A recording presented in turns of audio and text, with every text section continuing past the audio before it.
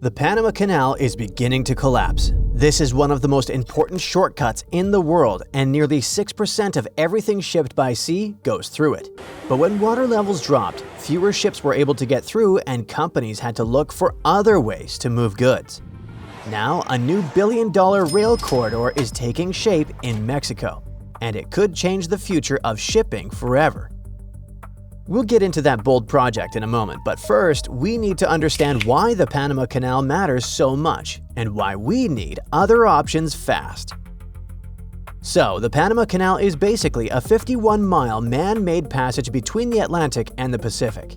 It was constructed back in 1914, and today it's considered one of the two most strategic waterways in the world. The other one is on that level in the Suez Canal. To see why it matters so much, let's look at a map. If a ship sails from the east coast to the west coast of the United States, it would normally have to go all the way down to Cape Horn at the southern tip of South America. But with the Panama Canal, that trip is about 8,000 nautical miles shorter. So yeah, it's a huge difference. It's not just the US that benefits from it. The Panama Canal also saves a lot of time for ships traveling between Europe and East Asia or between Europe and Australia. It also helps ships move more quickly between ports from one side of North America to the other side of South America. The Panama Canal is like the perfect solution. It gave the world a faster and easier way to move goods between countries. Around 14,000 ships go through it every year. Those ships carry more than 500 million tons of food, minerals, and manufactured products. That's about $270 billion worth of cargo. This passage was built and controlled by the US at first, but since 1979, PANA has been in charge. Keeping this canal running has become a huge challenge recently. The country has been hit by severe drought over the last 3 years, and when it doesn't rain enough, water levels in the canal drop, so ships get stuck. A big part of the problem was caused by the well-known El Niño. This natural phenomenon makes ocean waters in the central and eastern Pacific warmer, and that completely changes weather patterns in many parts of the world. In the US, for example, that often means warmer weather in the north and wetter conditions in the south. In Panama, it usually means drought and less rain. Thanks to it, the region got about 40% less rain than usual from late 2022 to 2024.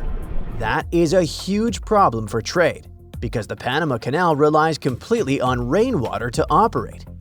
Lake Gatun, one of the canal's main water sources, started drying up too. The lake normally sits around 87 feet, but it fell to just 81.8 feet. As the water level dropped, they had to cut the number of ships allowed through the Panama Canal. Normally, about 34 ships cross it every day, but at one point, that number fell to just 18. The result was a traffic jam, with some ships stuck waiting for about 3 weeks to get across. That quickly turned into a much bigger problem for global trade. The traffic slowed down the flow of key products around the world. We're talking about things like oil, grain, canned food, iron, steel, and a lot more. And when ships started piling up like that, prices usually started climbing too. So companies had to find other ways to move their products. That's far from ideal, because the other routes are much longer, slower, and more expensive. Let's say a product is coming from China to the US East Coast. Instead of going through the Panama Canal, the ships might have to go through the Suez Canal, adding about 7 days to the trip. And if it is headed to the US Gulf Coast, it may have to go all the way around the Cape of Good Hope, which can add at least 10 more days. All that extra time means extra costs, and the rates on major trade routes went up by 20 to 30%. A lot of e-commerce shipments got caught up in this too. Deliveries started slowing down, especially in Latin America. Some companies then started shipping their products by plane, and that's a lot more expensive. That extra cost usually gets passed on somehow, either through higher shipping fees or higher prices. When that happens, some people may just stop buying from certain online stores. That's bad for everyone. Things are a little better now though. The region was recently affected by La Niña, which is the opposite of El Niño. This brought heavy rain back to the area and Gatun Lake filled up again.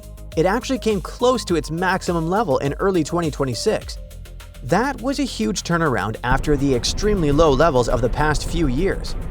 Okay, traffic on the canal is still lower than it was before the drought, but at least things are moving again. Getting the water levels back up was a huge relief, but it may not last. Specialists now believe El Niño could return later in 2026. In fact, they're even talking about a possible super El Niño, the kind that can push global temperatures to record highs.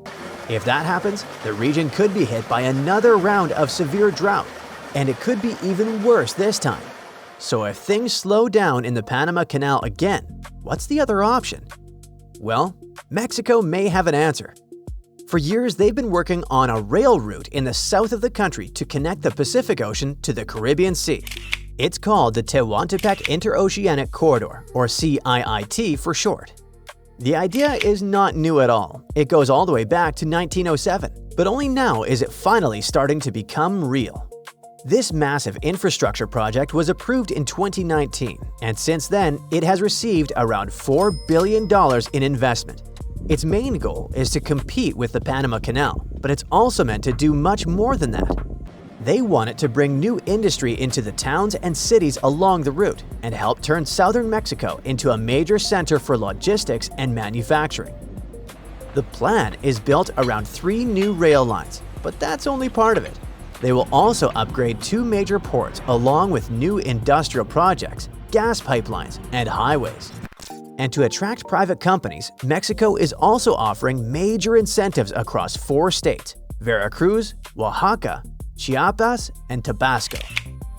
Basically, the idea is to move some shipments across Mexico by train, instead of sending them through the Panama Canal. That could ease some of the pressure and give companies another way to move their goods when problems start piling up. The project is expected to be fully completed by June 2026, but it's already up and running. Not long ago, Hyundai tested the route by moving 900 vehicles on the CIIT rail line. Before, a shipment like this would take about 6 days to cross Mexico. But with this new rail system, it took just 9 hours. That's why authorities say the CIIT could become a key route for moving goods from the Pacific to the Atlantic, and vice versa. That is where things stand today. The Panama Canal is still a key route for global trade, but it's under more pressure than ever. At the same time, Mexico is building a bold new alternative that could open a different path between 2 oceans. It's still too early to say how far this project will go, but one thing is certain. When one of the world's most important trade routes begins to slow down, everyone starts searching for what comes next.